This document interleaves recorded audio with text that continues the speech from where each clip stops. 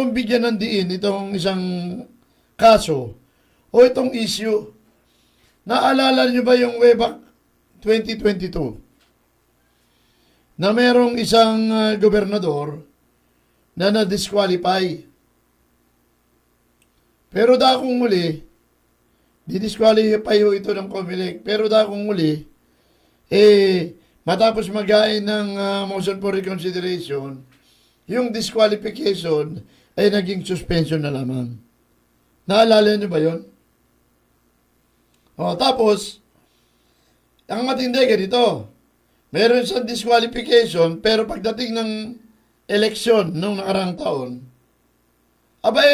tumakbo pa uli at nanalo pa uli.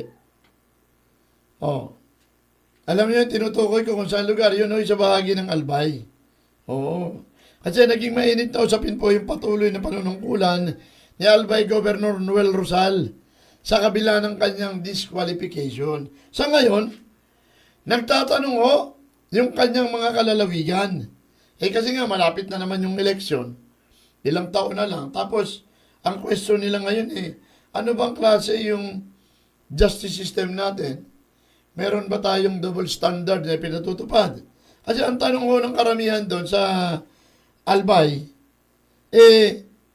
kung may desisyon na pala mula pa noon yung ombudsman at yung commission ng eleksyon,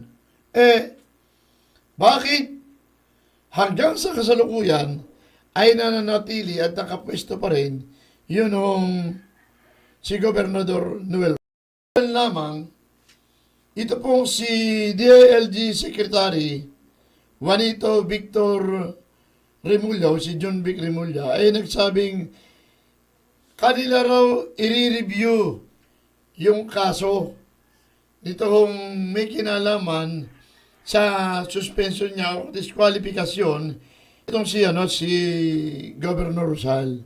Kanila raw i-review.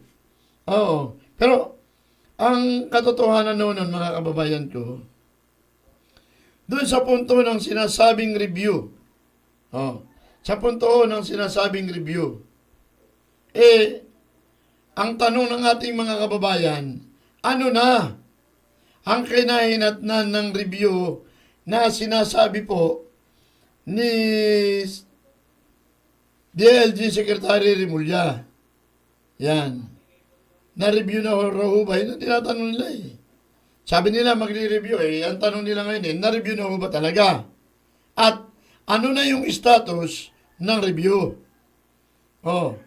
Kasi nga, ang punto ron ang sinasabi ng butihing kalihim, i-review para tingnan yung eligibility ni Rosal. Yung kanyang pagkakaupo bilang gobernador.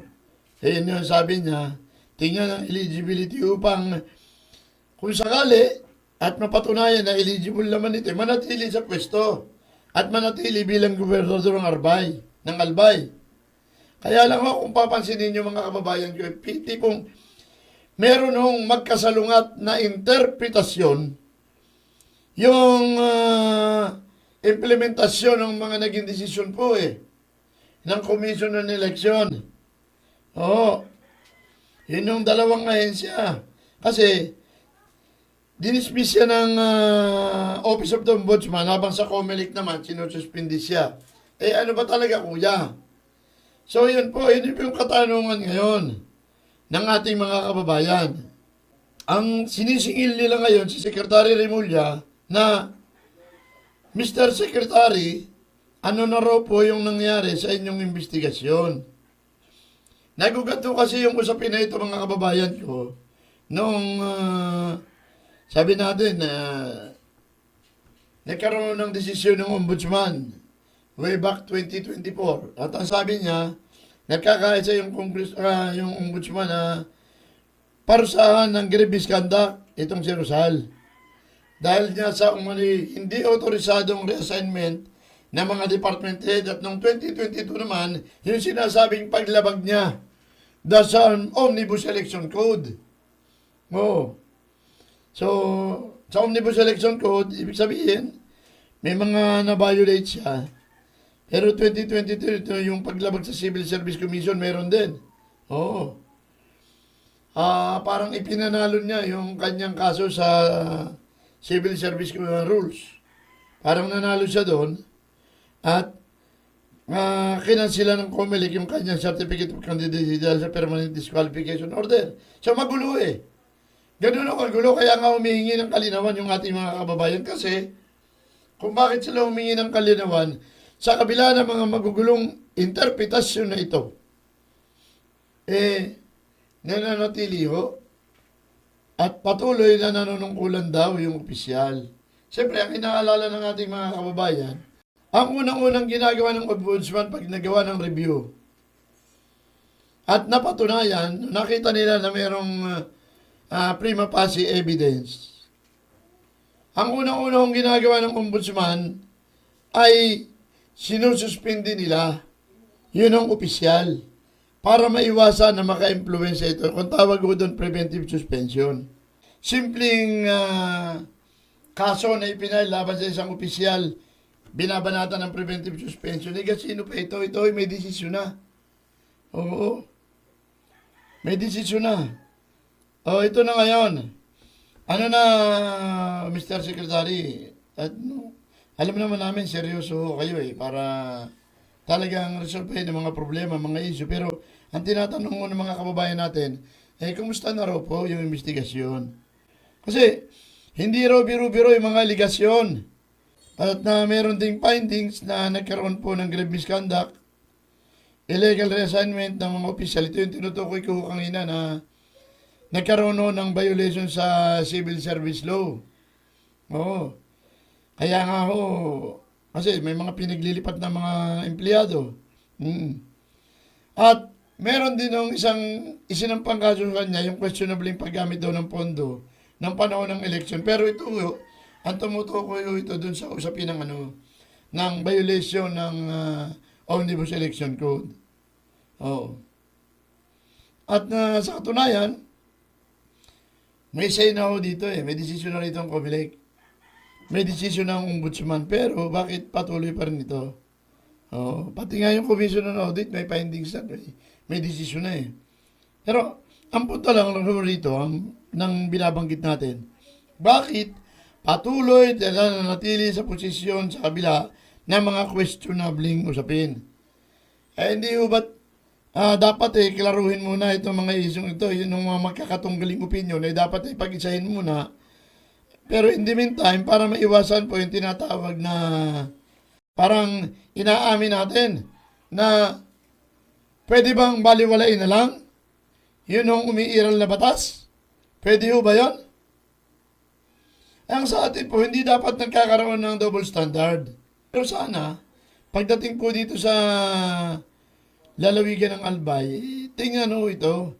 Napaka-komplikadong usapin ho ito Kasi ang nakataya ho rito, unang-una, questionable yung opisyal. Pero, humahawak siya ng pondo ng pamahalaan. Nagdidesisyon siya para sa kanyang mga kababayan. Nagdidesisyon siya para sa kanyang lalawigan. Hindi ho ba't parang nakakapag-alala nga naman? Yun yung pananaw ng ating mga kababayan. Tapos, kung pag-uusapan yung pamantayan ng batas, siguro, dapat tingnan dito. Ano ba yung tamang pagpapahalaga, pagpapatupad doon sa batas na ito? Walang double standard. Sabi nga natin merong magkaibang patakaran. May ombudsman decision. Meron ng COMELEC. Pero tuloy-tuloy, naninindigan nakaupo. Yung pagkakaposisyon na sa pamahalaan ng isang questionable. Habang meron ng magkaibang interpretasyon, wag muna nyo po siguro isang pinakamaganda para mawala yung hinala sa panig ng ating mga kababayan. Hindi ba? Pero sabi nga natin ang nakakagulat na parte ron, bakit didisqualified na tapos ng bandang huli pinalabas, suspendido na lang Naalala niyo yun? Medyo naging controversial din ang usapin na to. Yan.